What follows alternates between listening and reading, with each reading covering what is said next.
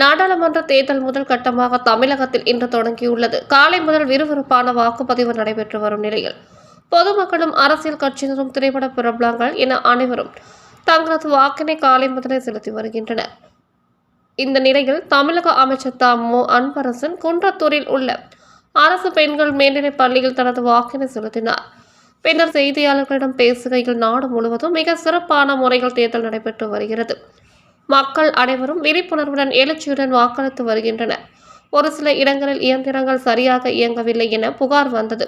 உடனடியாக சம்பந்தப்பட்ட அதிகாரியிடம் தெரிவித்து சரி செய்யப்பட்டது. காஞ்சிபுரம் மாவட்டத்தில் திமுக மிகப்பெரிய வெற்றியடையும் என தெரிவித்தார்.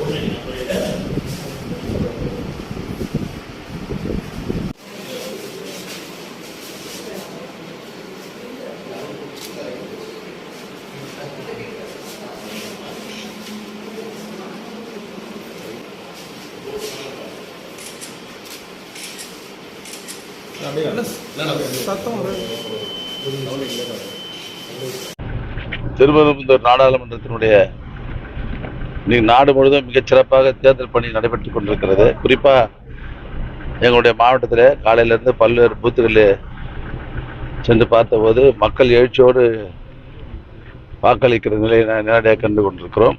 காலையிலே பார்த்தீங்கன்னு சொன்னால் லீவ் இல்லாத லைனில் நிற்கிறாங்க. காலையிலேயே 7-7:30 மணிக்கு லைனில் வந்து நிற்கிறாங்க.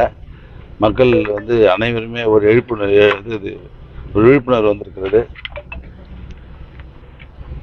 அந்த வாக்களிக்கிற பணியை பொறுப்போடு செய்திட வேண்டும் என்ற எண்ணம் பொதுமக்கள் வந்ததன் காரணமாக தான் காலையே வந்து நிற்கிறாங்க.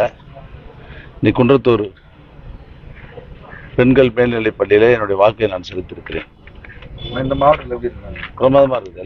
எல்லாத்தையும் காலையிலேருந்து சில இடத்துல வந்து பொட்டி சரியா இல்லை, கம்ப்ளைண்ட்டு ஒர்க் ஆகலைன்ற மாதிரி. இப்போ அதெல்லாம் நான் கிளியர் பண்ணிட்டு இருக்கணும். சம்மந்தப்பட்ட அதிகாரத்தான் சொல்லி அது எங்கெங்கெல்லாம் அந்த பிரச்சனை வருதோ அதெல்லாம் மேலே இருக்கிற மாவட்ட ஆட்சித்தலைவருக்கு டிஆர்ஓக்கெல்லாம் சொல்லி அந்த பணிகளை சரி செய்து கொண்டிருக்கோம். நம்ம மாவட்டத்தில் தொகுதி 2 தொகுதி திமுக மிகப்பெரிய வெற்றி பெறும்.